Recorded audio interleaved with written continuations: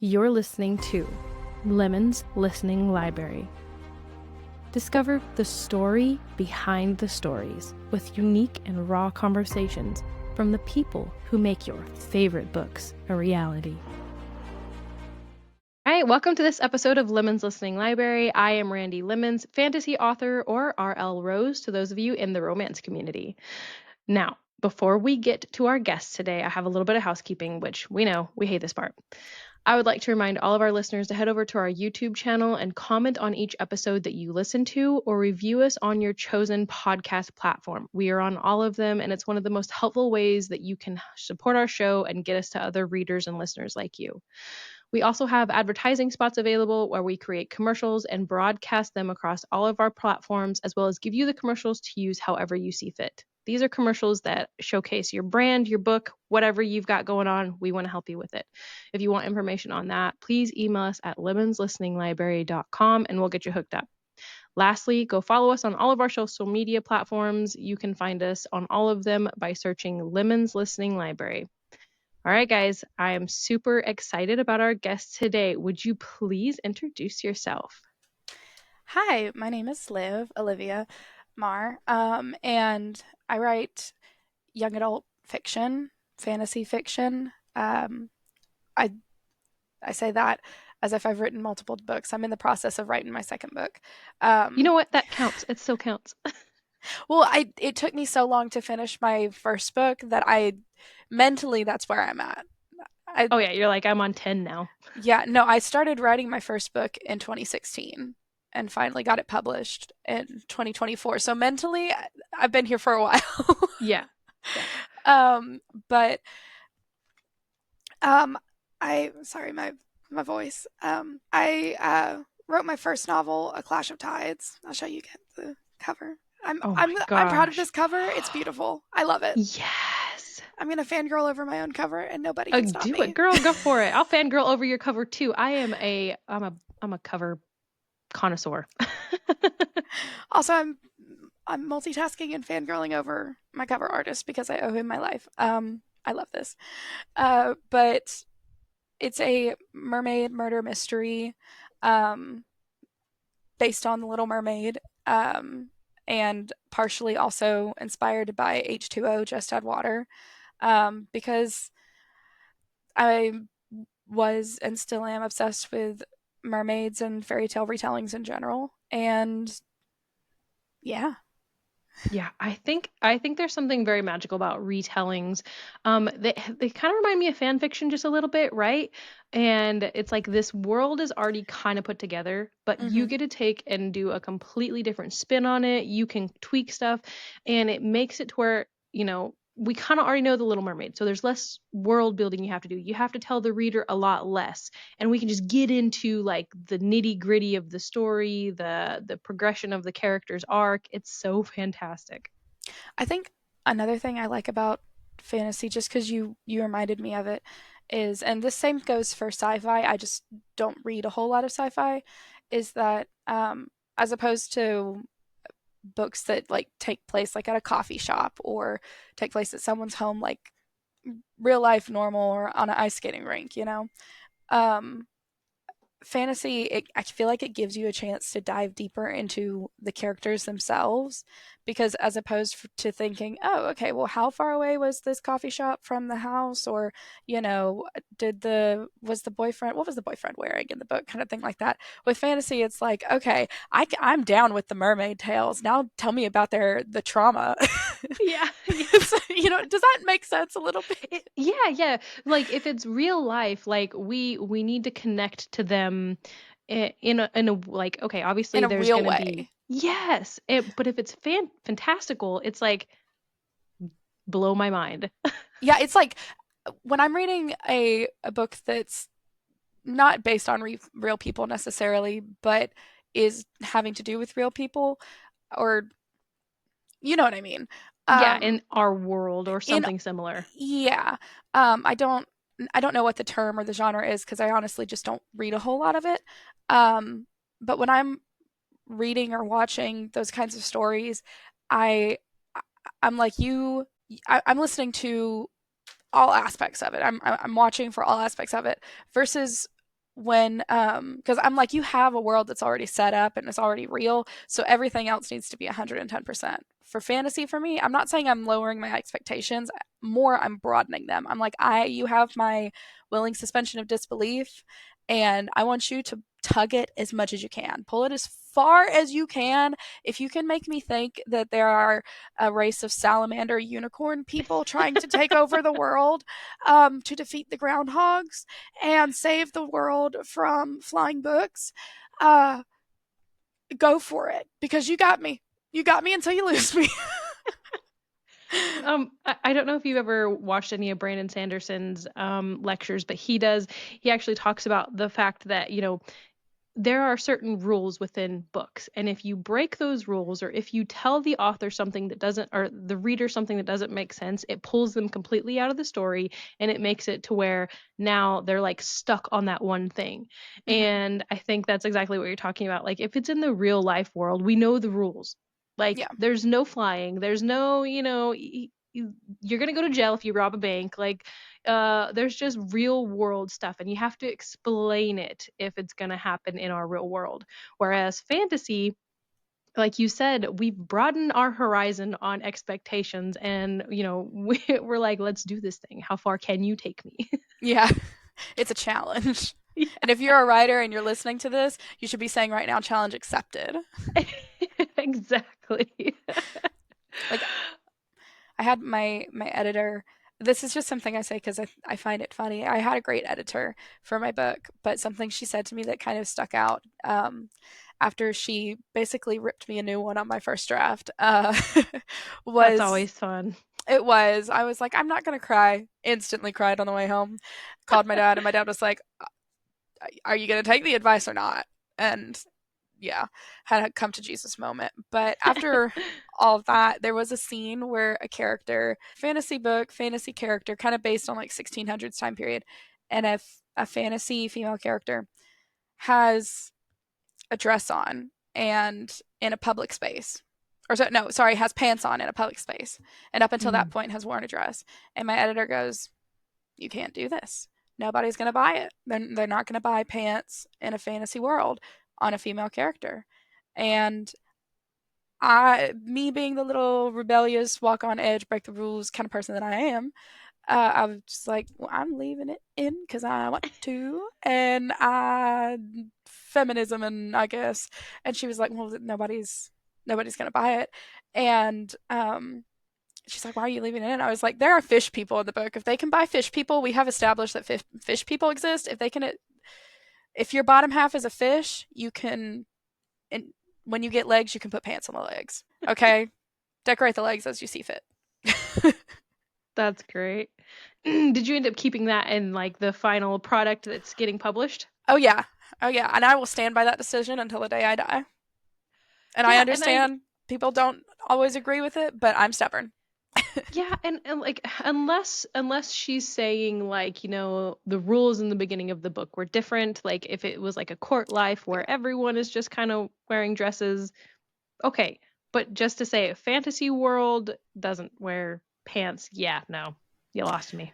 Yeah. No, I did have to learn the hard way that um I had a lot of on my first draft, there were a lot of times when I would like break rules that I'd set. I'd be like, okay, page 4, this, and this. Page 7, all of those things out the window. Yeah. Like, I think at one point something that one of my beta readers pointed out to me was like, you want these characters, these mermaids, to travel from one side of essentially the Atlantic Ocean, distance wise, to the other side of it. And you want that to happen in the span of like 2 weeks.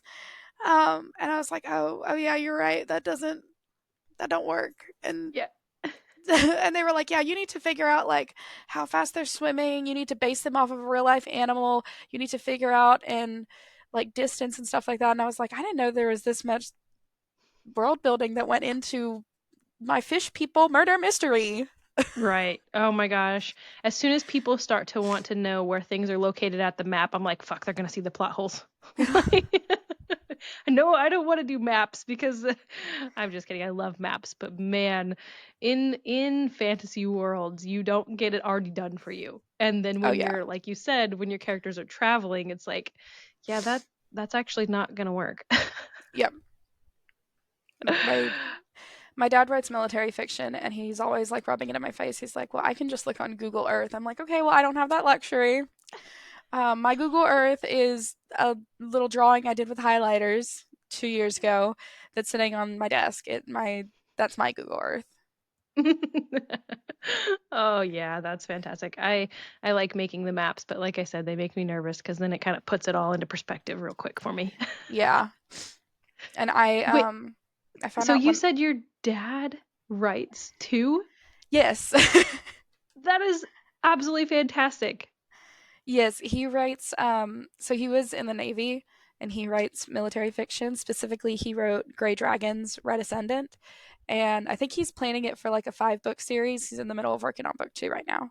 Oh my gosh. So you guys are kind of so both of you have one book published. He has 2 books. His other book is called Get Out and Thrive, Hmm. and it's basically he noticed when he got out of the military that a lot of other veterans were having trouble just adjusting to normal everyday life because lifestyle wise, and I am I've never been in the military, so I can't attest to this. It's just what he's told me. He said that lifestyle wise, it's just so much different. Basically, being micromanaged in the military, and then you get out on your own, and everyone's just it's kind of like college kids who are out on their own for the first time and they're like, wait a second, how do I manage my money? How do I do this? How do I do that? A similar thing for people in the Navy, just a lot more. And so he wrote this as like a guide. He's like, okay, this is how you're going to talk to like normal people. They're going to be socialized completely differently than you. They're going to act weird. They're going to like this is all this different stuff. Don't be mean to them. They're learning. Be easy on them. Oh, that's fantastic. I love that. I love the connection that you two have with that though. Like, do you guys obviously talk about editing and stuff like that together, but do you talk to him about the book like as far as the world as you're building it and kind of bounce ideas off him? um, yes and no. We are very different writers. He is very much a uh, if it's in your head, it doesn't exist kind of person. And so if I come to him and I'm like, hey, I have an idea. I want my character to wear a blue dress, and that will signify this, and that will be an Easter egg for a plot line that's coming up in book 3. He's like, I don't care until it's in a Word document and it's saved. Right? And then he'll come to me and he'll be like, and he doesn't say it like in meanness. It's more just like, you could forget that tomorrow. Like, don't tell Hmm. me right before you go to bed, kind of thing. Um, and versus the reverse of that, my criticism is like he comes to me and he's like, oh, look at this. I have this character and everyone loves him and I'm gonna kill him off. And I had a whole come to Jesus moment with him where I was like, don't kill that character off. And he was like, I can do it. I can kill I'm the author. I get to do that. And I was like, no, no, no, you don't have a good reason. You're just doing it for shock value. And he's like, it's a military fiction book. Bombs explode and everyone dies. That's the that's the gist. And I was like, it's not the gist with me. If you want to be like, this is a no contact thing for me. You can't kill off my favorite character. I have my limits, Dad. It was my favorite Oh. character, and I managed to save him. And multiple people who have read that book, read his Grey Dragons book, have come to him saying, "Oh my God, that's my favorite character." And if you ever read Grey Dragons, I'm the one who saved Zook. I just want to throw that out there. Okay, and I worked for like a year and a half to save Zook. Okay, I'm proud of that. I really am. So he needs to write now like some sort of backstory where there was some girl who was fighting for hit like she knew something was going to happen to him and she kept intervening somehow and it was you know what I mean like all these near misses from the behind the scenes. Well, we both have a that's funny that you mentioned that because we both have a tendency to go, oh, we're so into our book, and then accidentally or not, we slip things in to our books. For him, it's he slips things in that may not always entirely make sense. And then for me, I am just really impressionable. I watch a show that I love and I'm like, "Oh my god, that was amazing. I know I'm writing a mermaid book, but what if I had a gunslinging cowboy show up?" That totally fits. Right? And so he ended up putting like a couple nods to me and to my dog in his book, and he was like, "I know it's a military fiction book, Olivia, but what if the dog could talk? Like your dog uses buttons, but this dog could just straight up talk." And I was like, I I don't think World War III should revolve around a dog that talks. You can do it. I think you can pull it off. I don't know if it's what your readers are going to go for, right? And also, I'm still rooting for Zook. Um, versus, he's the same way with me. He's like, Olivia, mermaids, you can get away with the murder mystery, but why on earth uh why did you put Albert Einstein in it? We don't, that's a real historical figure. I was like, I watched a documentary and it was cool. I changed his name to Alberto Einstein. It's not Oh direct. my gosh, So that's we keep each other in fantastic. check. I love that so much. So you guys, does he read your books? I know you read his books. We read each other's books, but we're more think he doesn't like fantasy books necessarily, and I am not a military fiction fan. So it's more we'll bounce ideas off each other. Yeah. And we also have different strengths because we're both independently published.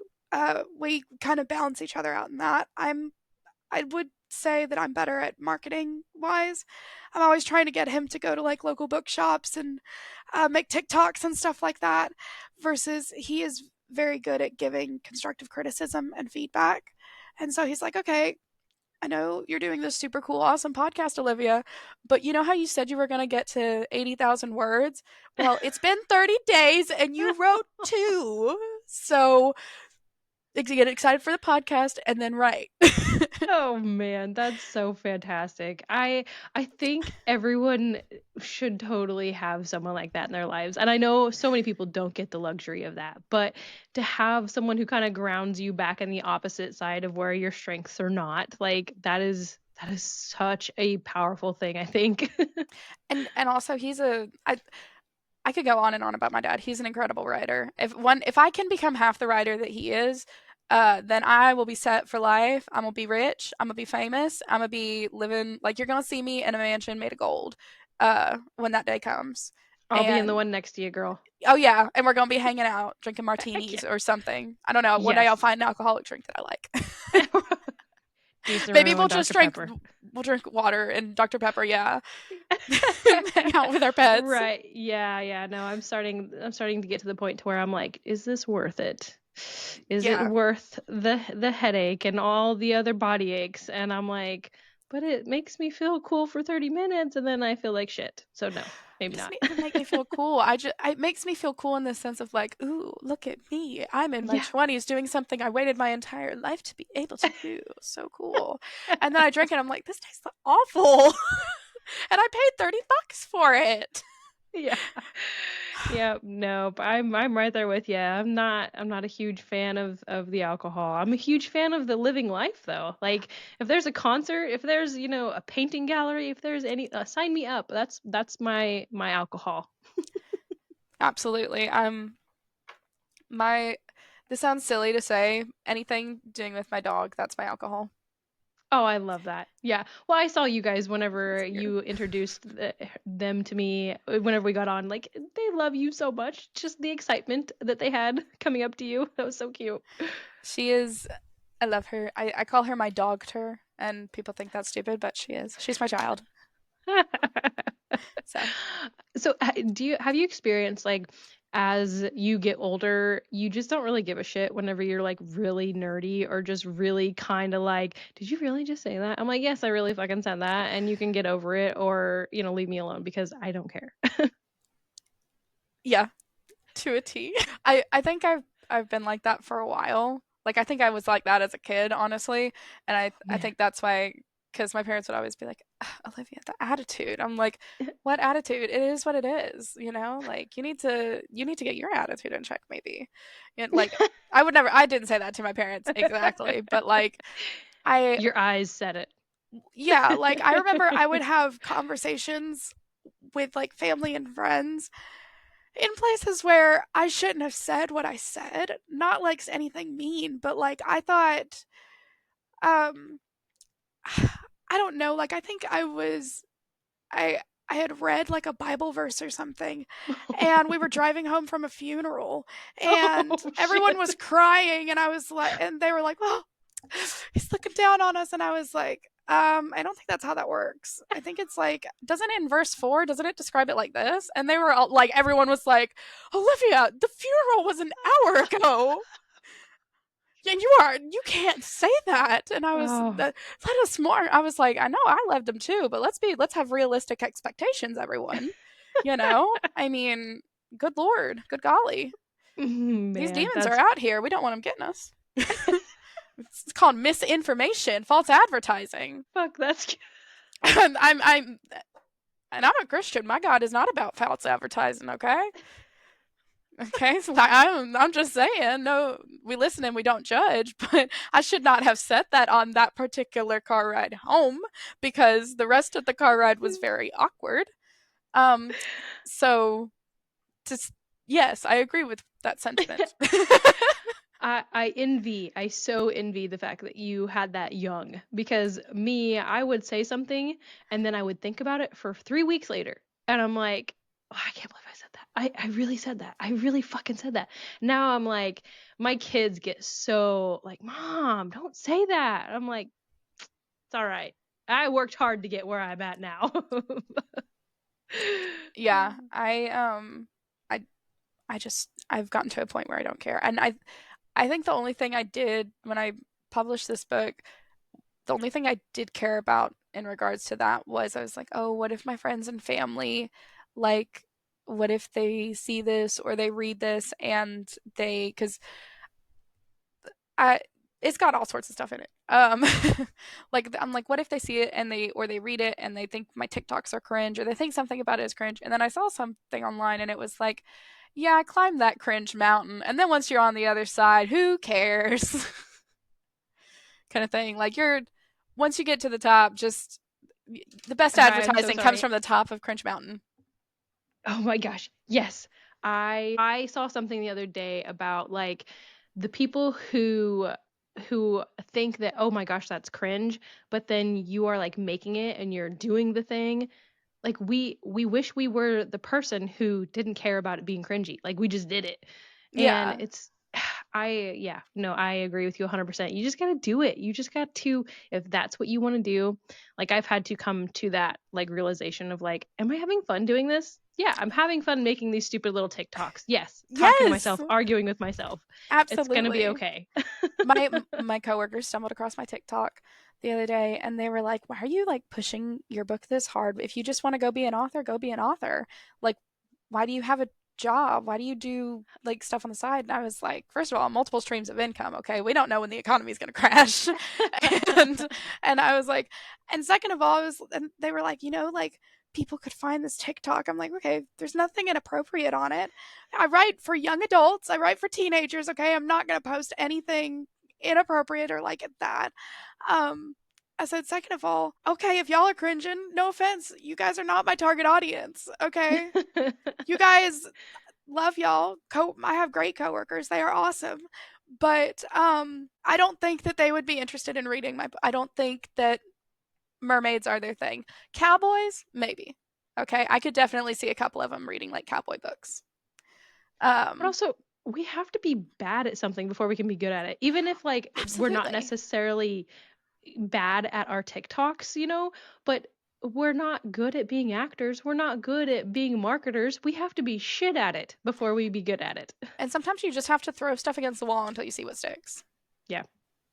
Yeah. And And finding something that's more authentically you too, because like that was my biggest thing with my TikTok stuff is like I can't always be on. I can't always be funny. I can't like you're very rapid fire. You have that natural like that's not something I could do. I would need a script in front of me with the joke and I would need to say it about 20 times and then, and then the take the applause best sound authentic one. plays. Yeah. I put in my own applause, yes. But so I'm trying to find something that's more authentic to me and Yeah, it makes it easier to where I can do that content a lot more than, the couple joke ones that I do. I for a while when I was in like middle school and high school, I was doing like the bookstagram stuff and I got burnt out so quickly on it. I say so quickly within a matter of like a couple of years, and that's when I started trying other creative outputs. Like I do some Photoshop stuff, and that was fun for a while. But I lost a lot. I lost almost like 2,000 followers when I switched from Bookstagram to Photoshop. And at a certain point, I realized I was like, okay, am I in it for the creativity or am I in it for the followers? Because if I'm in it for the followers, I'm going to be posting books in my backyard. Nothing wrong with that, but it's not scratching that creative itch for me. Hmm. And, you know, it's starting to lose it's not as fun. If I'm in it for the creativity, then I might as well just toss out my Instagram, right? And then once I got on TikTok and once I started writing my book, um, it was like this aha moment because it was like, wait a second, I can publish this independently. I won't have a boss and I can manage my marketing and all that kind of stuff on my own. And if I have a bad writing day, then nobody sees that. They're going to see the finished product. And if I have there's I can finally be creative again and not have to be, like you said, rapid fire, but I wouldn't have to be constantly. Like when I was on Instagram, I was like, okay, I got to post on this day at this time and comment back on everything like that. And it just kind of became exhausting. And I didn't even have a big Instagram. I only had a couple thousand followers, Yeah. you know? I And was so whenever you switched over to TikTok, it was more of just like kind of enjoying the process. Yeah, absolutely. Like when I first started making TikToks, I was getting like 50 views max, and it wasn't until I started posting videos with my book. Ironically, nothing with my face in it. Those don't get very good views, but when I post I like know. packing videos, I think it's just like people like the ebb and flow kind of thing. Well, that's, Um, I think, face in videos whatsoever. It's like there's something about the algorithm that it does not do as well as like the faceless reviews, the girl, the people who just have the books in front of them, or just putting, the little stars for how many spice it is or whatever. Like those get way better than like a review of me telling you about the book. yeah. Um, but yeah, like I once I started doing that and I was like, okay, I can write like you said, write a script for it and I'm the kind of person I really like to talk, but only about like 30% of that talking is quality talking. So like my mom got me a shirt that just says yapper on it. So I can keep going. I can go and never stop, but that doesn't mean it's going to be good content. And so when I started like taking a step back and going, okay, I'm going to pack the books and then this will encourage me to get my work done quicker. And I really love packing the books. It's so much fun. Um, and then I'll go from that, I'll record it, and then I'll do a voiceover, have a script written. And it was just kind of like relaxing. And I'll do that like once or twice a week. And it's not a lot of pressure kind of thing. And it's like, okay, I can control my marketing and I can also zoom out and say, okay, until I'm a full-time author, I have other responsibilities and I have other things to enjoy. I want to go spend time with my dog. I want to go do this. I want to go do that kind of thing. So it helps me like delegate my time. Does that make sense? It does. It Because definitely social does. media can be overwhelming. Well, and also like especially because I'm in a very similar boat to you. I have two books written, but they were with a co-author, and they're in a series that might possibly not get finished for a long time because she's no longer writing. So I have completely pushed that series aside. Now I've got four books that are going to be coming out this year, but right now I don't have anything to market. So I'm like, my job right now is not to market my past books really because that's just going to get a lot of readers who are disappointed by the fact that it might not ever be a finished series. My job right now is to write, and I have my full-time job and be a mom and do all these other things. Once I get all these books published, that's whenever it'll be more the marketing and everything. But like you've got a book out there at least, so the marketing is somewhat important, but it's not the end all be all Yeah. just yet. Just yet. Yeah. And also I found blah blah blah. Um I found that I spend a lot more time like I call it in my writing cave. Welcome to my writing cave. It is both not a cave, and I don't do as much writing as I should. Um, but I want to, I want to be doom scrolling on TikTok at 12 o'clock in the morning, when I should be writing. But once I can get in the writing zone, I completely forget about my marketing. So having Mhm. those videos on the backup, that I don't have to do a live stream every week, I don't have to, you know, I'm not constantly worried about that. It's so helpful. It's so helpful. Yeah. Yeah. And you just have to pay attention to, like, is the burnout coming up? Is the feeling of like, I can't do this coming up? Like, you just have to pay attention to your mindset and your mental health and what are you, can you take on more this week than, you did last week? And also, girls, like, our hormonal flux, like, I have recently found out the week before I start my period, I'm worthless. I am just fucking worthless. And before, I would shame myself for that because I was like, there's this week of, or I didn't realize it was that week, but I was like, I just get to the point where sometimes I just want to sleep like 12 hours and I don't want to do anything. And I would shame myself for that. And now I'm realizing, oh, it's also correlating to my hormones and I can't really do much about that. So it's okay. Yeah, I don't know about hormones for me, but like I definitely am one of those people who like I get hyper fixated on something, and when I'm hyper fixated, I'm like go go go go go. Like when I'm on a TikTok video run, it's like 7 videos in a day, right? And then I just keep them in my drafts until I'm ready to post them. But when I'm on a writing kick, my friend and I have this joke because a few months ago she was not the happiest with me because she was like, all these significant things are happening in my life and you're not even replying to my text. And I was like, I'll reply, it's just going to be a minute.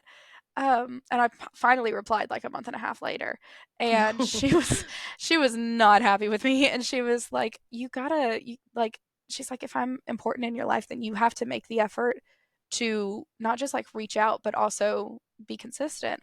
And I was using every excuse in the book, going, "Well, I was writing, I was in the middle of this chapter, and then I got to this chapter, and the writing, the creativity just struck me." And she's like, that's not an excuse. You just have a problem with getting hyper fixated on stuff. But it makes me feel like I'm getting stuff done, so I don't want to stop, right? And Yeah. then but I'm trying to like figure out how to balance, I'll be honest, and I'm not there yet. Um I think it's always a work in progress. I'm not gonna lie. Once you overcome one thing, there's a new thing that just comes right in its place. So yeah.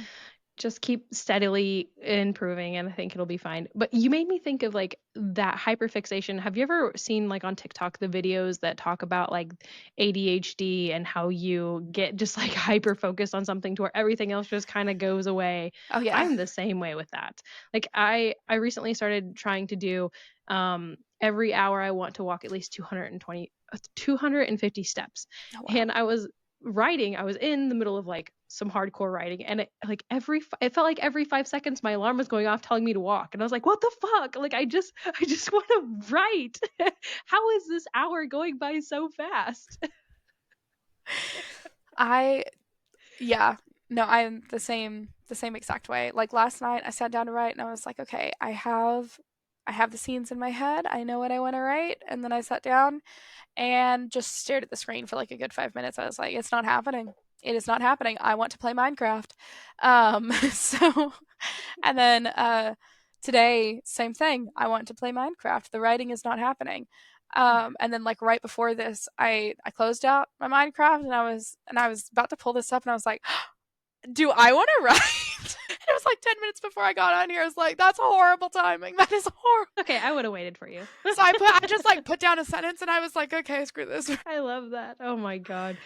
Yeah, nope. The mindset of humans is constantly shifting, constantly changing, and it's so complex. Like it's just as we try to figure ourselves out, I feel like it's useless sometimes. Uh, speaking, okay, so I want to touch on a little bit. You were diagnosed with epilepsy at a young age, Yes. and you were told that like you wouldn't make it very far by teachers and things like that. What the Yeah. fuck, teachers? First of all, like no.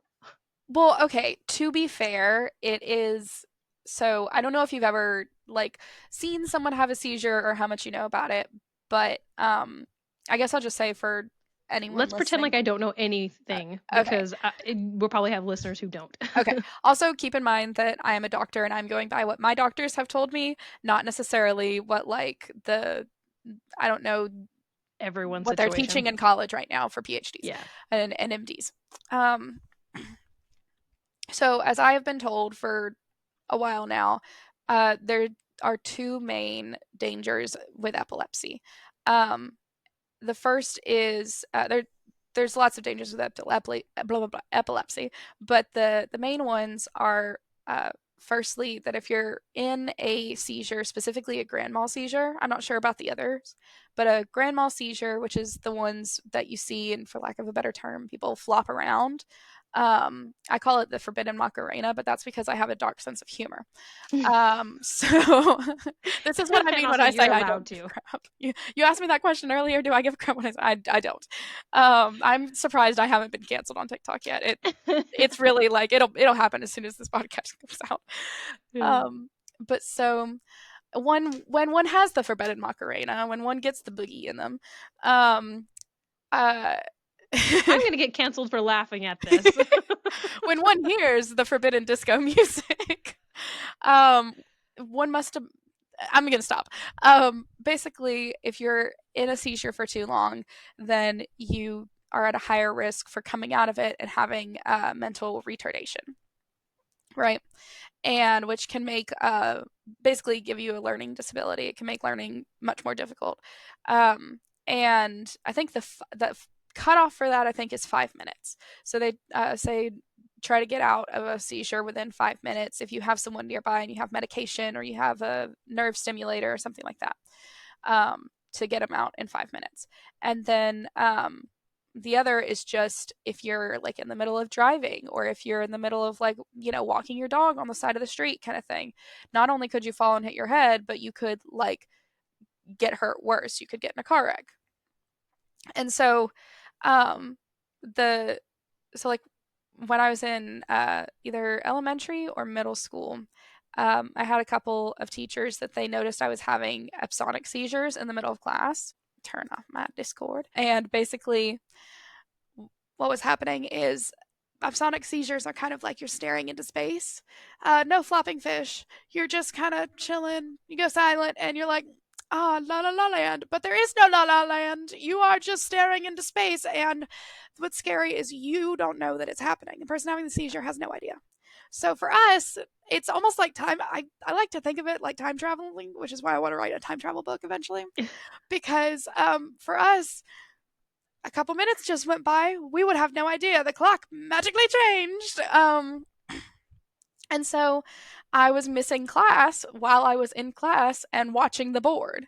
Oh no. I was like missing key parts, and over time that would add up and stuff, especially like when you're in the middle of learning what pi is, and then you see them write the symbol pi, and then as soon and then you see like three erase, and you're like, why would you erase that so Oh. quickly? And they're like, we left it up for like 3 minutes, dude. You should have, that was ample time to copy down 3.14.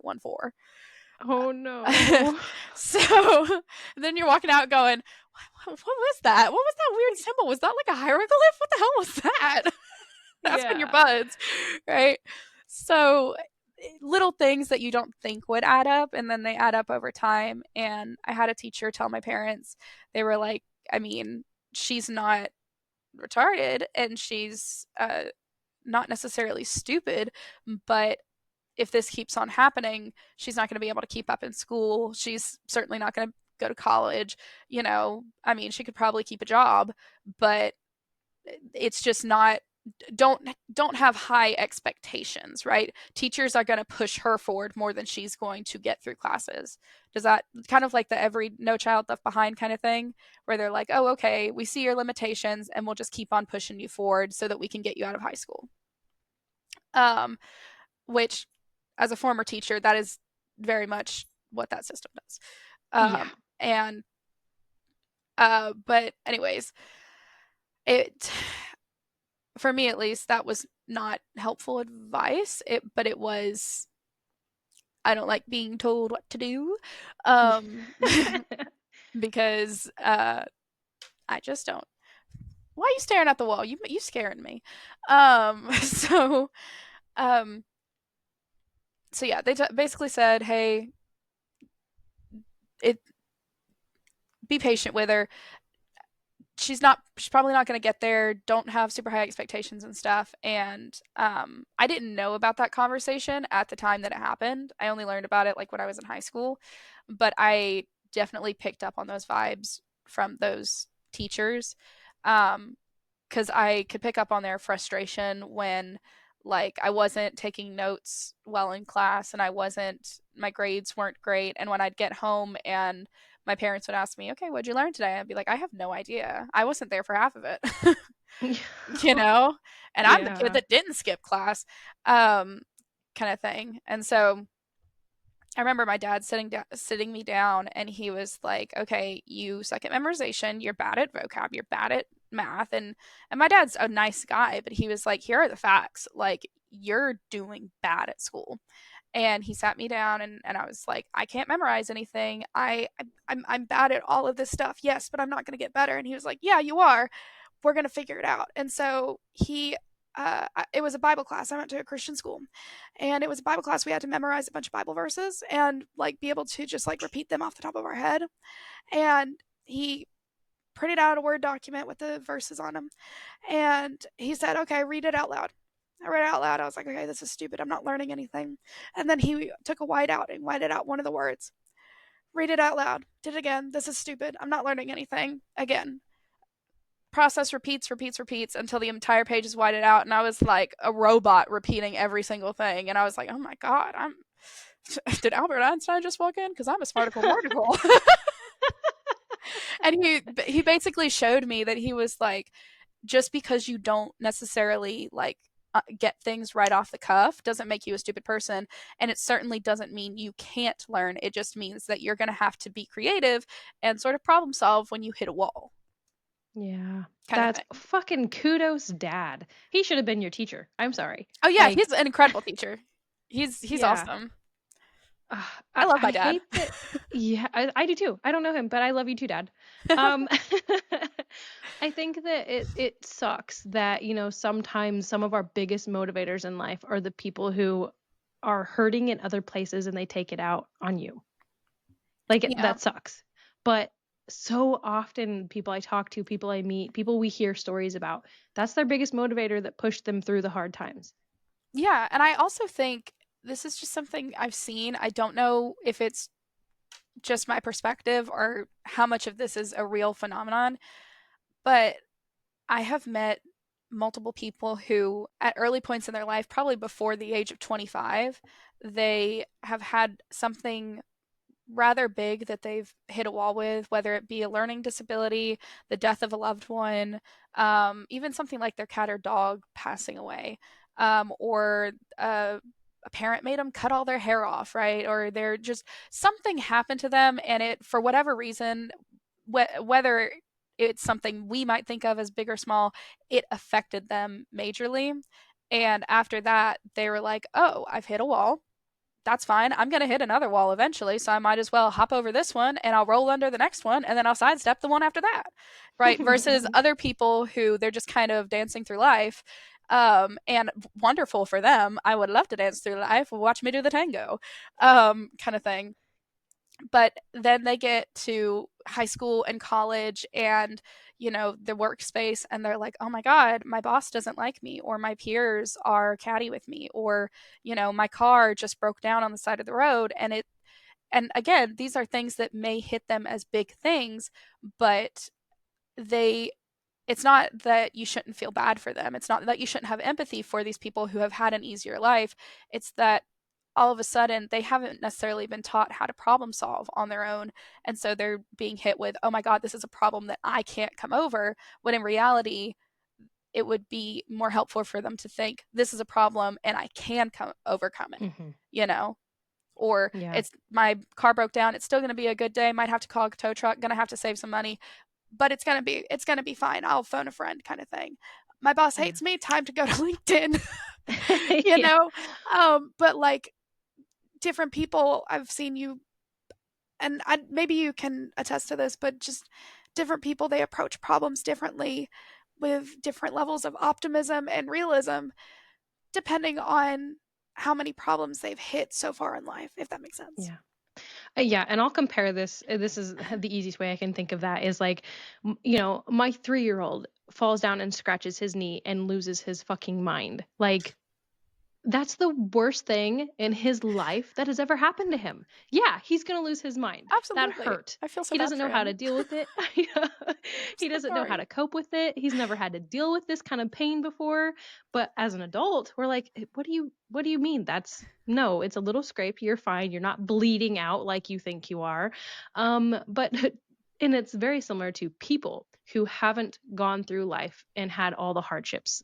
And when something big happens to them, that is the worst thing that's ever happened to them genuinely in their life. And so, yeah, their big emotions, they don't know how to deal with it, they don't know how to overcome it, is genuine for them because very similar to a 3-year-old scraping his knee. That's the worst thing that's ever happened to them. Yeah. I remember in college, I I will fully admit this, okay? I am not a fan of organic chemistry. And I'm not sure how much I trust people who are. That that class whooped me into shape. It I hit rock bottom. Okay, multiple times. I hit rock bottom and then I hit bedrock. So, but that I remember taking that class in college, and I had peers around me who were taking it, and for some of them, like a lot of us failed the first couple times around, not just the first time around, the first couple. Um, and after the first time around, I remember some of my friends were like, "Oh, well, screw this. If I need OChem, I'm not going to drop out of college, but I'm going to switch my major to something, even if it's That's switching." like change my whole trajectory of my Yeah, they were like, course. it's not worth it because I don't know if it was a matter of they were embarrassed, which they shouldn't have been. This class was awful. And my professor, if she hears this, she's gonna be like, "Oh God, it's her again." So, but just know I'm still not over it. Okay, I'm traumatized. Okay, I, I'm traumatized. Those carbon molecules came for me. Um, but I don't know if it was. I don't know what it was, but there was something about hitting that wall, and they just kind of were like, "Well, if I didn't do it right the first time, then I won't be able to do it at all." Period. Yeah. Versus, I got there and I was like I would cry walking out of that class, and I would be on the phone with my dad, and my dad was like, "Well, you're in college, you want this degree, you got to get through it." I was like, okay, second time's a charm, second time is not a charm. Hey, dad, can I quit now? Can I quit? I'm crying. I don't like this class. Nope. You are 3 years in. You're gonna get it done. And it got to the point where my dad even got a OChem textbook, and he's like, "I will teach you." And then he calls me back later that day. He goes, "I will not teach you. I hate this." It's like, okay, I am on my own. Oh man. Okay, so first off, you need to write a story about your dad and your Oh, relationship absolutely. and like what you guys have gone through together because holy shit, that is very I want to read that story. Already I'm connected to you as a character. I'm connected to your dad as a character and I need to know how you guys support each other through life's hardships. That's funny. Yeah. One So day. you went to yes, please, for me. You don't have to let anyone else read it. I just need it for me. So you earned your degree in biology and you went through and you worked even at the CDC, correct? Yes. What where were you what made you decide to leave all that behind? Um, so I wanted to be a marine biologist initially. And then I found out that because of my epilepsy, I couldn't get like a scuba license. So there are certain diving things that can do, but it would be limited. And also, nobody wants to be in shark infested waters and then have a seizure. That's really not an I mean, as much as don't get me wrong, I have ambition, but that's not a recipe for success. Even I have to take them zoom out and be reasonable. So, uh, but that being said, if you're an epileptic and you're working with sharks, I am rooting for you. Go, girl. But that's not me. I'm gonna write about it instead. And so I was in college when the pandemic hit. Like I was finishing up my senior year. And I was like, well, I went through so much organic chemistry. I went through so many classes that like, absolutely threw me to the pavement, ran me over with a bus, and then threw me in a junkyard. I, Out of spite, I just like, I, I have earned the right to put my headphones in and work in a lab with nobody bothering me and listen to Game of Thrones and listen to my audiobooks and just have a chill pill at work for 8 hours a day. I have earned that right. And so Uh, I got a job at the CDC as like a contractor. And I was like, you know what? Whatever it is, I will take it. I get to work in a lab. I'm happy. Um, and it just so happened to be working with COVID samples in the middle of the pandemic. oh, No how wonder they were freaking paying me what they scary. were. Because I was like straight out of college, and you'd give someone this amount of money. Crap, I'll take it. No, it was because it was in an expensive area to live, and they were making you work with COVID samples. I'm the dumb here. So I tend to jump headfirst into some things because I get excited. Um, that yeah, and then I ended up having. I'm gonna start you story time. So Let's do it. We got this. so we had liquid nitrogen tanks where we kept a lot of samples, and then we had CO2 which we would use to transport the samples. It was a big building, and part of my job was to transport the COVID samples into the room with the liquid nitrogen tanks. Now, liquid nitrogen. I don't know how much liquid nitrogen you've been around. It does not feel good. Okay, it is not lotion. It is not a face mask. So you gotta bundle up times two. Like we had like 2 or 3 layers of gloves. We had like a whole thing we would wear when we were in the liquid nitrogen tank room. It had like a bunch of tanks. And you'd bring the COVID stuff in, and you'd bundle up and then you do your whole thing. Well, I'm on the hallway and I'm like right outside the room to the liquid nitrogen tank, and I have a seizure. And now the COVID didn't spill, luckily. It just the tank fell over, and the liquid nitrogen, like the door to the tank room was open because I was like right outside it. And I guess my like boss or someone came by. I'm not gonna lie, I'm hazy when I come out of a seizure, but long story made short, um, my boss was like she didn't fire me on the spot, but she was like, "Hey, so that can't happen again, and it from the looks of things, it's probably gonna happen again."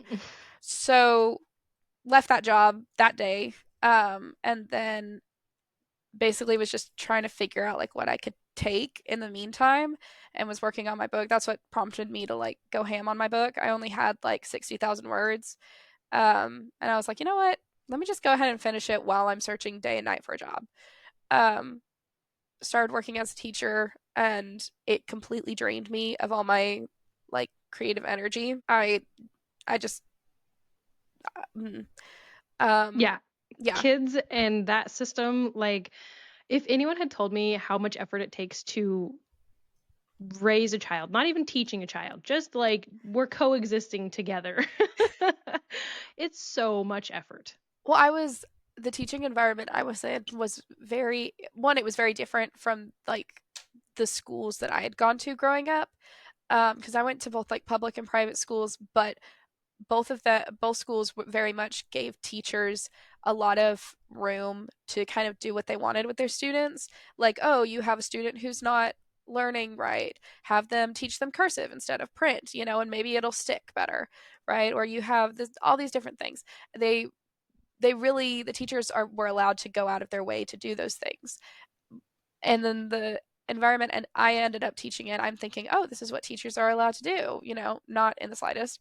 It was Mm, very by the book, and I ended up teaching IEP students, which were ironically students who like myself have like ADHD, bipolar.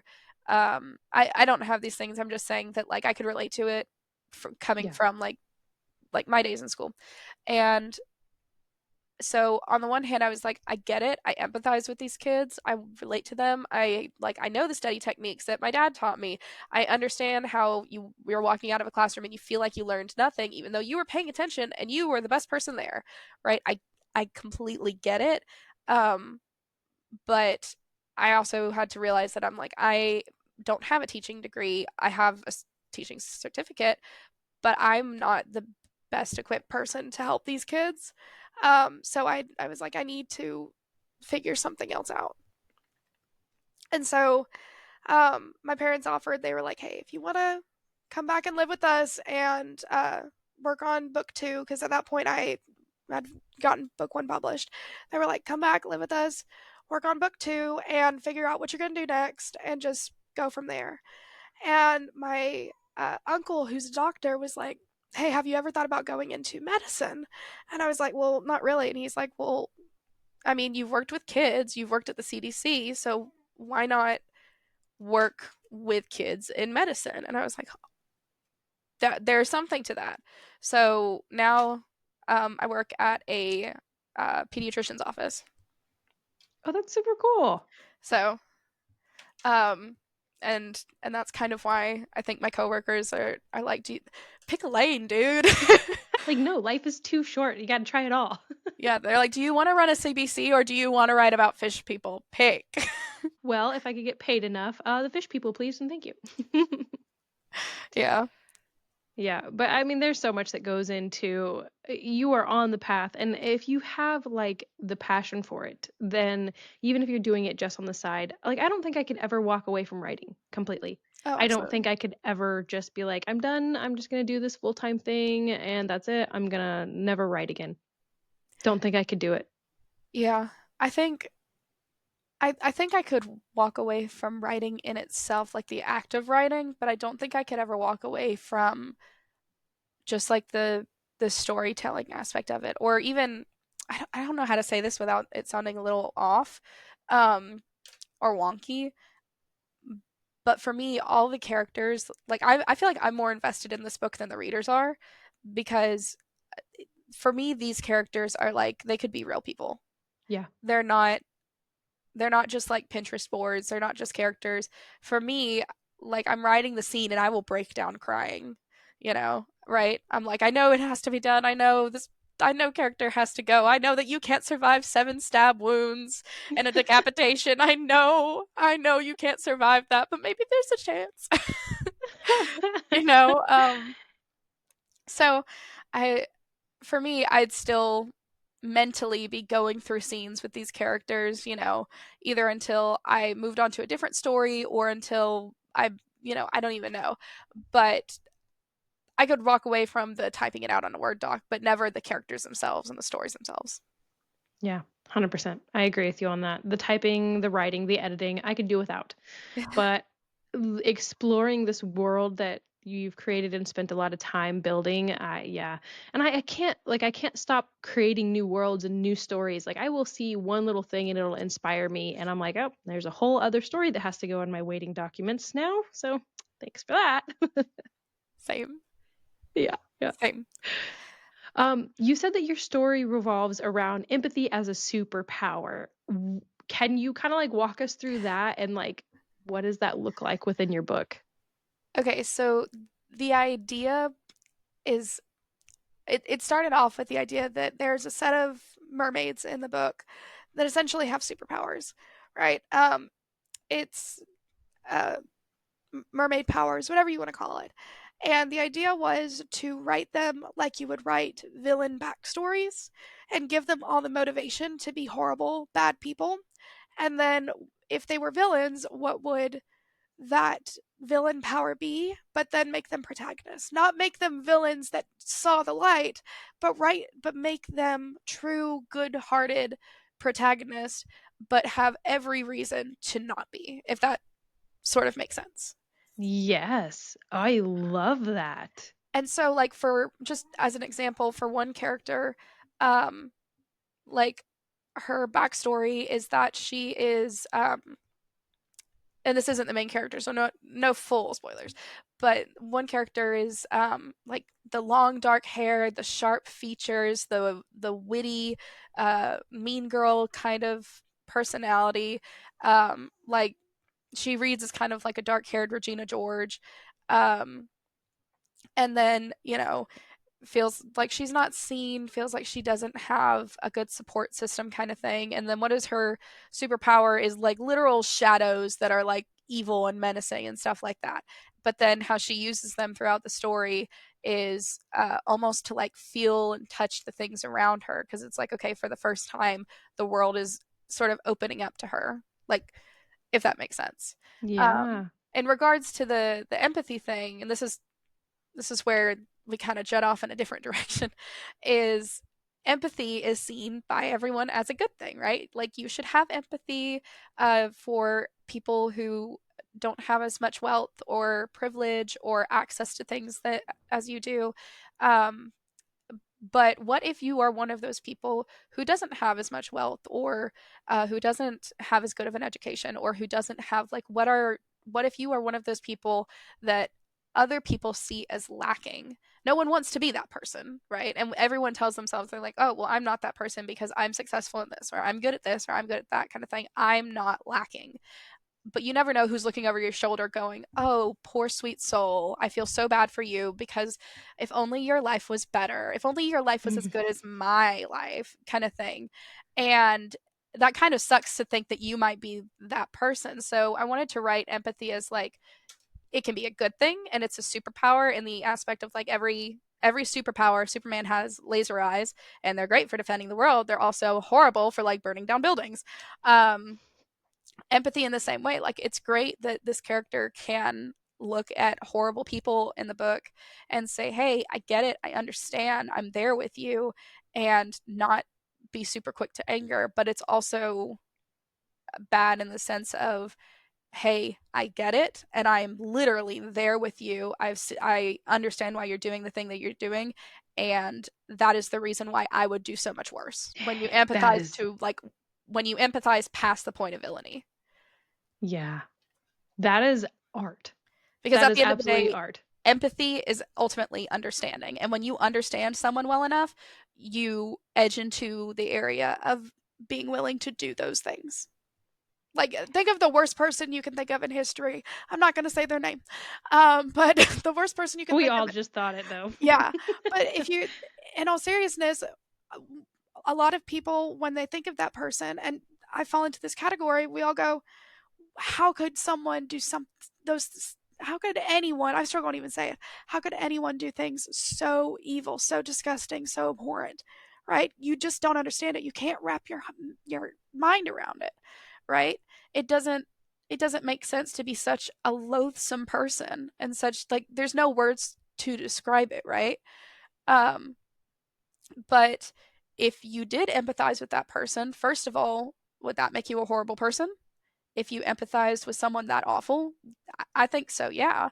So what does that say about a protagonist that's supposed to be good and true hearted, and our Little Mermaid stand in, our princess kind of thing, our female, woohoo, I'm gonna win the day. What does that say about her when she looks directly at the villain and goes, oh, I get it? Yeah. Wow. Dang. Okay. Sorry, I need tangent. to read your books. No, no, that is exactly why I do this podcast the way I do, is because you will sell so many more books by talking about you and the way that you operate and the way that your mindset works, and then leading into the way that you see things. And that right there, the way that I got to know you, I got connected with you, and you've sold me. Like I need to go and read this book now because that sounds fantastic. Thank you. But it's marketing you, it's marketing the way that your mindset works, it's marketing the way that you see the world, and then shift into how would you tell that in a story, and what makes that important to tell. Bravo, dude. You just did like the biggest marketing campaign ever. Well, thank you. Thank you for letting me rant a little bit. I was enthralled. That was not ranting. That was like Oh, you were mm, enthralled? I was very enthralled. I love when people can, through writing, change the way that I think about or challenge the way that I think about stuff. And empathy is something it would be a superpower. Like if anyone would think about empathy, they would automatically think about a positive thing. But the way that you immediately just turned that into something like, "Oh, but you could have too much of it. It could affect you this way." If you're empathetic so much that now you understand where the villain is coming from, that maybe you could start working with him to make his thing come true because you empathize with what he's trying to do. Are you still the good guy? That's some powerful shit. Guess we'll see in book 2. Get to writing, girl. I need it now. No, I have a scene written in book 2 that basically is all of that encompassed, where the the character whose story and plot revolves around empathy basically has a moment where she's like, I'm ticked off. I have had enough, and I understand exactly what you did and why you did it. And for those reasons, we're gonna do X, Y, and Z. And it's like I gave it to a family member to read, my mom specifically, and I remember her reading it and literally just I'll just mimic it for you. She's reading it and she's like, "Dear God, Olivia, where do you get these things from? I didn't raise you like this." Started laughing. She's like, "It's not funny. I didn't raise you like this. This is horrible." Oh my gosh.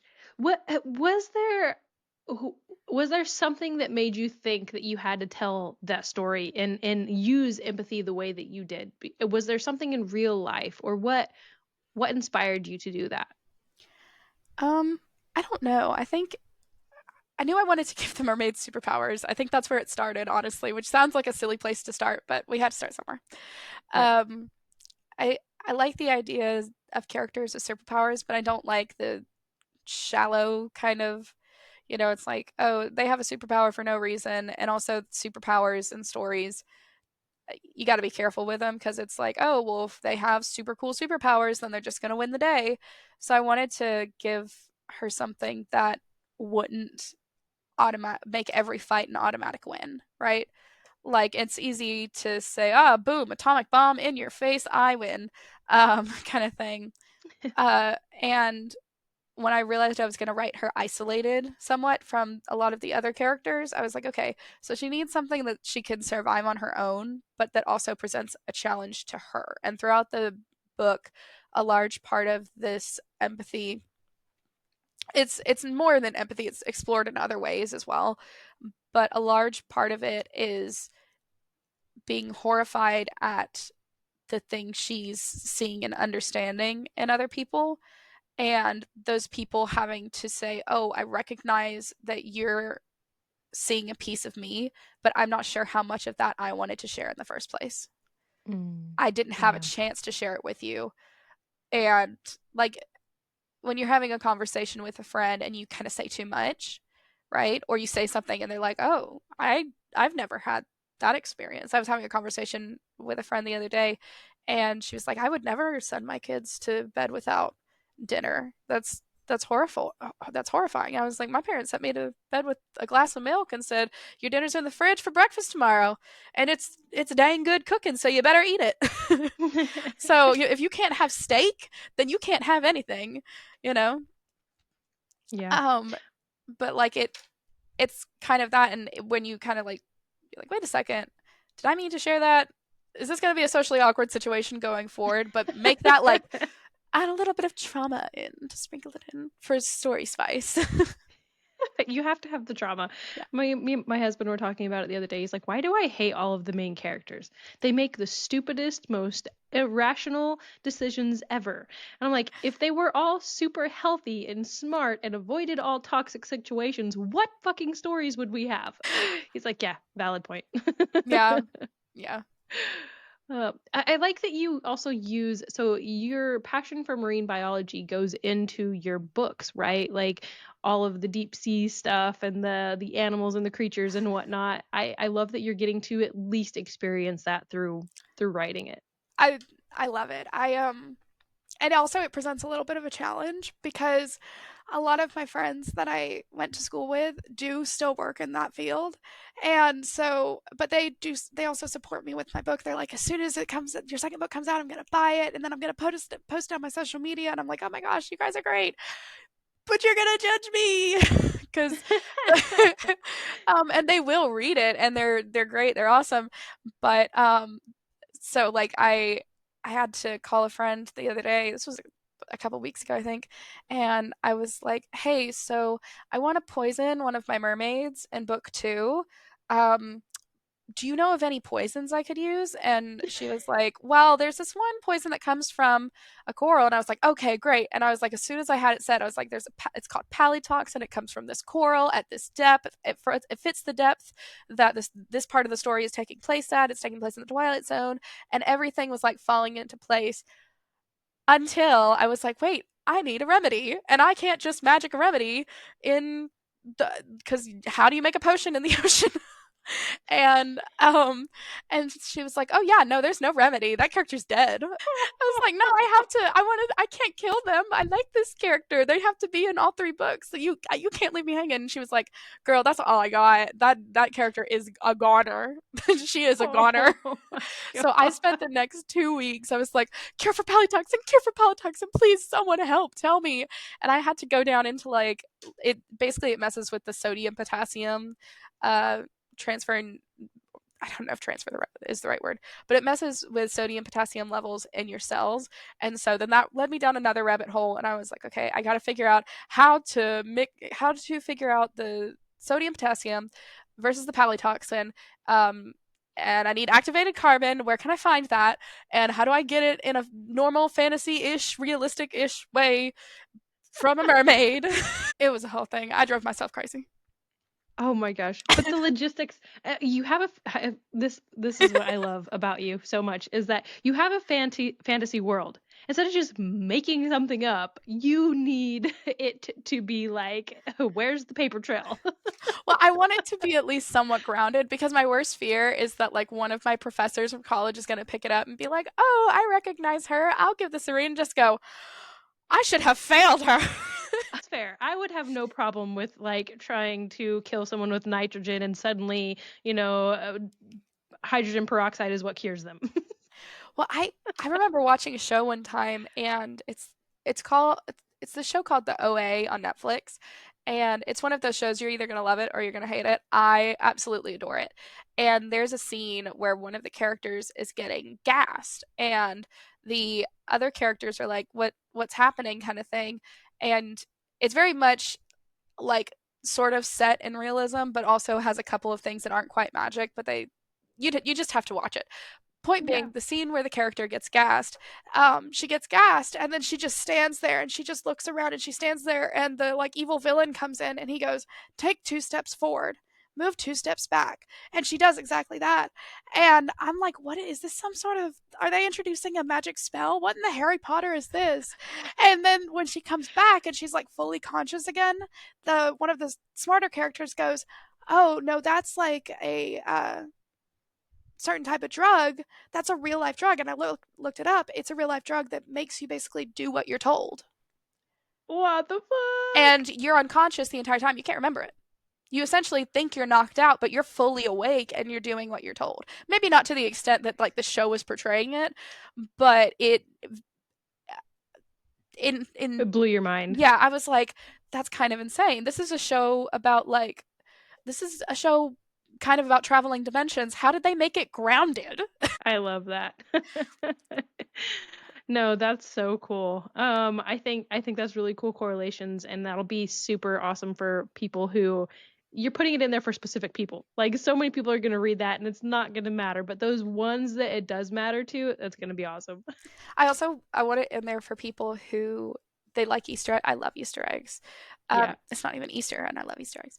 Um, but I love reading a book, and then I can go be like, "Oh, that's interesting. Is that a nod to so and so?" And I'm like, oh, "It is a nod to so and so, and that's a nod to that, and that's a nod to that." And I love jumping down the rabbit holes, and then you won't see me for weeks because rabbit hole kind of thing. So like if a lot of the sea monsters names are nods to either sea monsters in fiction or they're the scientific names. Oh, Um, that's cool. so the guard, the Regalek, if you look up his base design was initially an oarfish. It was based on an oarfish and then slowly kind of became a sea serpent. So, but to keep that in there because the red and the silver coloring, I was like, oh, okay. Scientific name for an oarfish is, and I'm going to totally mispronounce this because I always do, Regalekaday. Either Regalekaday or Regalekday, but the first one is more fun. Um, and so I was like, okay, well, that's a mouthful. That's going to give somebody a seizure just trying to say that. I don't know who named that one. Um, but I was like, okay, Regalek sounds like something fantasy and something cool, so I'll use that one. That's Um, so cool. so and just keep on doing that. And then I recently, I'm sorry, sorry. Um, I was writing a couple nights ago, and I needed a name for like the title for one of the characters has necromancy powers, and I needed the king of her kingdom to have like a cool sounding nickname, right? Like Sauron or something, right? That may not be his actual name, but it's cool. Yeah. Um, and I was like, I couldn't find anything, and I was like, wait a second. I remember like a year and a half ago when I was just storyboarding for book two, I gave this kingdom their banner is like black and white colors. I'm like, I can still change that if I want to. Nothing's set in stone. And then I was like, wait, well, let me go back and rethink that. What is the animal that's associated with black and white colors? Killer whales. What's their name? Arcanus. What does Arcanus mean? King of Death. Oh my I was gosh. like, it fits. It fits so perfectly. The world is coming together. Yeah. Harmony. Harmony and peace for all. And I it like when sounds so that menacing. accidentally happens. It was great. I like ran screaming downstairs. I was like, "Oh my god, you're not gonna like I." So, Okay, so I need to know, give me the blurb, give me the idea, let me know what I'm gonna get reading this book. oh lordy. Okay, so it. Let me get the hair out of my face. So the story follows two main characters. And throughout the story, you don't know it necessarily, but you are getting the full picture through both of them. One of the stories starts 50 years prior to the other one. Um, Ivara is a traditional Little Mermaid retelling. You have her as the Little Mermaid insert. Um, you have the Mer sisters. You have their father, who is the Lord of McColl, and you basically you have the Sea Witch. All of these traditional Little Mermaid things that you can find in the original like Hans Christian Andersen one. Okay, and she even has like the teal tail and blondish hair. She is not a child in this in mine, though. I want to point that out. I promise. Um, but so that's the more traditional one, and that's more of an amnesia storyline. And you follow her; she gets her legs, kind of thing.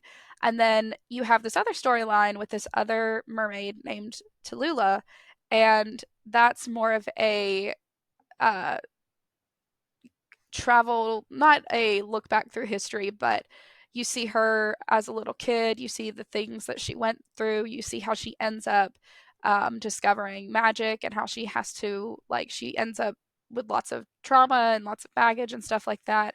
And by the end of the book, where you're expecting these two to sort of meet, instead you get more of a spiritual coming together rather than a physical one.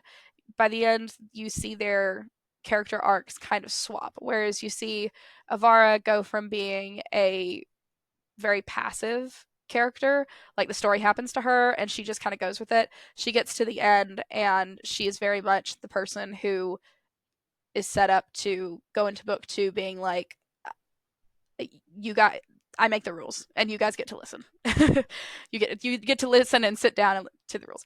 Um, Whereas Tallulah is kind of the opposite. Tallulah starts the book, and her first chapter is everything going wrong because of one action she took. Everyone she loves dying because of one tiny action she took to try and help people. And by the end of the book, she becomes very passive, and she's very much in this place where she wants to help, but she's if she does, she's on that voice in the back of her head going, if you try and help again, it's going to hit the fan, you know. Last time you tried to help, look what happened, kind of thing. But this time she's accumulated a support system. And then you have like there are things going on like uh, bodies piling up everywhere. There's a mysterious box of dresses. I'm sure that means nothing. And the my favorite part of it is that each character, um, I like to think of them as NPCs with backstories. Each character has something going on in the story, um, even if you're not privy to it. The setup is there and you'll see it by the end. But for example, there's a character that you only see in part one, and she doesn't have a whole lot to do. But as things progress throughout the story, you're like, I hope that she's okay. I wonder what ended up happening to her. And you find out towards the end, and you're like, oh, like okay, so she wasn't just sitting still for like this entire time. She actually had stuff to do, and I guess we're rolling with it. That's a very poor explanation. I'm bad at this. No, I love that. That makes perfect sense to me. I'm comparing it to D&D, so anyone Yes, who doesn't know D&D, the story goes on even though you're not a part of it. I was doing a large part of my editing with book one while I was playing Baldur's Gate. So yeah, that's a great comparison. There you go. It's like not every character I feel like needs to be at the forefront, and not even all of the protagonists need to be at the forefront. It's whoever needs those emotional beats for the reader. There's a Mhm. character that only has like two chapters in their perspective, and it's just to give you this perspective of, hey, life may be going great for everyone else, but this person's been here the longest, and it's getting worse for this person. And Mm. they've probably faded into the background for you, like they faded into the background for the character. I want you to have just as much perspective as the character does. Yeah. And my favorite part of Avara's story in particular is that you experience her story with her. You experience what it's like to have amnesia with her. You only get as much information as she gets, and you get pieces of information. So at one point in the story, she looks around and she thinks she sees someone, like you see someone's face in a crowd and you think you recognize them, and she's like, "Oh, no, I recognize that person." And the person's like, "I don't recognize you."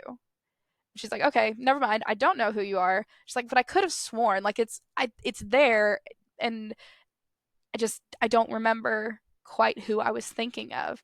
And it's a frustrating feeling, and some readers have come to me and said this. They're like, "We don't like the amnesia storyline because it's frustrating not knowing, you know, can't you just give Yeah. her the memories?" And I'm like, "No, because she can't.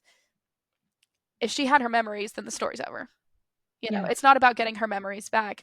It's about the struggle of you're in a foreign place, you don't know these people, and what's worse is you don't even know what home looks like because you can't remember anything. You're on your own, well and truly, Yeah, and that's oh my gosh.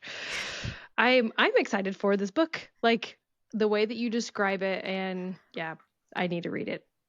I know I'm very poor at giving blurbs. I had to rely on multiple people to help me get my book blurb, because like I told you, I'm a yapper. I love this book, not in a narcissistic way of like, oh my goodness, it's so good. I Not like that. In a way of just like, in a way that like someone likes their D&D campaign, right?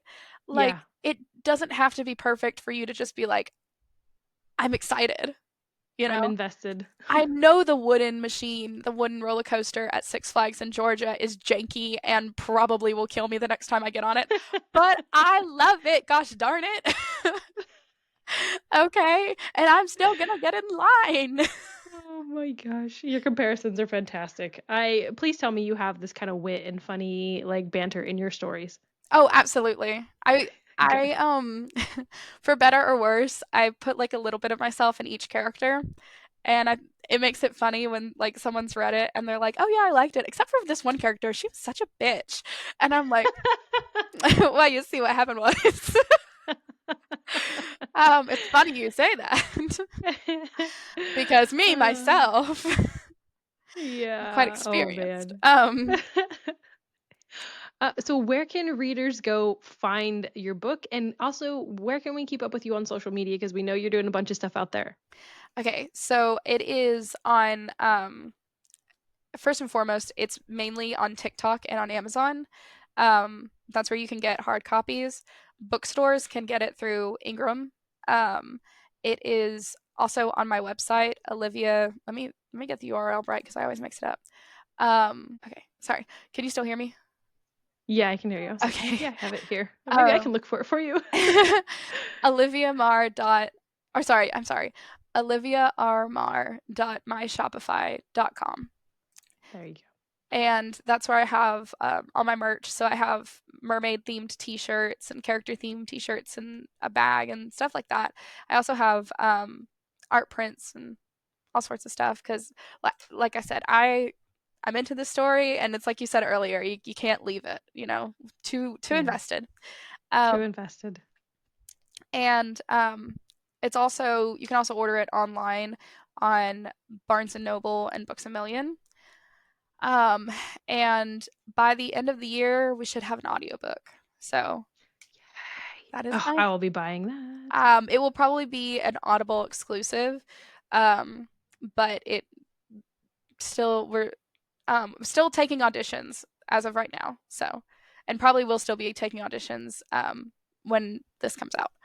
Uh, Yeah. So narrators who listen to this podcast.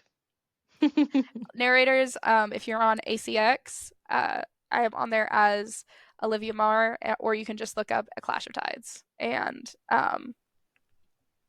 I would love for you to audition because I'm super excited. um, All right. Do you have any last words for listeners who are chasing their dreams and they feel like it's impossible right now? yes, just keep going and do it. And oh my gosh, okay, hold on. I want to say this because I feel like it is really, really important. It, there is no happy ending. That sounds so mean and so horrible, but there's no happy ending. Enjoy it. It's great, or maybe it's not great right now, but do not pretend that these problems are going to solve themselves, or that things are just going to go away and you're going to be a published author tomorrow, or your video game is going to get, published or whatever. Go and make it happen, even if you have to be indie, even if you have to, you know, stay at it for the next 10 years. There's no such thing as an overnight success for like 99% of people. And there is no such thing as something just happening on its own overnight. You know, I mean, look at how many books Brandon Sanderson. Think of your favorite author, your favorite video game producer, your favorite narrator, whoever that artistic muse for you is. Think of how long they've been in the game, and then how recently they blew up. Brandon Sanderson is probably a poor example because he's been in it for a while and he's had lots of successes. But even he did like a little class a while ago, and he basically said, "Yeah, you're not you haven't even figured out your writing style until you're 5 books in." Yeah. He's Yeah, like, exactly. 5 books in, and you're still a beginner. I'm like, oh my god, I thought I was on top of the world, man. Um, Yep. but don't don't allow yourself. You get boxed in when you start thinking, oh, I can focus on other things. It'll just happen when it happens. It's not going to happen until you throw yourself into it and then come out and going, holy shit, I got my first draft. So And that's only the beginning. that's only beginning. That's when things start getting good. Yeah. Oh my gosh, Olivia, you are amazing. I could sit here and talk to you all day long. I feel like we have lots to talk about, and just the vibe. You are so fantastic. This was such a good episode, and I'm so excited for my listeners to hear you and meet you. Me too. This was so much fun. This is like awesome. Yes, I love talking to you. You're fantastic. This was so cool. Also, I can see your bookshelf in the background, and it's making me like want to revamp mine. I'm not even gonna show mine because it's whew, gotta blow the dust off. But the purple lights, it's inspiring me. So Yeah, that is so I've got my VHS tapes down here, my books here, and all my nerdy stuff up here. So it's like well, actually no, this shelf is nothing but indie author books here, and then it's all just a bunch of Harry Potter, Naruto, My Hero Academia, like all of the things I love are up there. yeah, mine. I'm gonna be honest. I haven't updated my bookshelf since high school because um, I like I said earlier, I'm very when I'm reading or watching something I really like, I get hyperfixated and then it bleeds into my writing. And I realized that when I was in the middle of writing A Clash of Tides, and I was currently not currently, I was in the middle of hyperfixating on Throne of Glass, and my dad was like, "I thought this was about mermaids. What do you mean? Why are you calling her a fire breathing bitch queen?" And I was like, she can breathe fire and have fire power and be a mermaid and also have blonde hair and blue green eyes. And he's like, I thought it was like dark blonde. I'm like, no, it's golden dark blonde. It's like a platinum dark blonde. And her symbol is a mermaid deer. Um, and her boyfriend has red hair, but in the sunlight it looks platinum blonde, and he turns into a mermaid hawk. Um, and It's called a stingray. Thank yeah, you very much. yeah, it's got flying fish. Or an eagle ray. It's got yeah. So it's like, and my dad was like, "So tell me a little bit more about this Throne of Glass book." And I was like, "Okay, yeah, I need to stop." So everything got put on the shelf. That's right. Since Mine then. aren't updated either. Most of mine I listen to. I listen to audiobooks. I'm dyslexic as all get out. And actually reading takes me forever. So I listen to audiobooks 90% of the time. I I love listening to audiobooks. I because it's almost like I just kind of zone out. And does that make sense? Yeah, That sounds really 100%. weird. I like catch No. myself listening to an audiobook while I'm driving and I'm like, "Oh, that's a red light."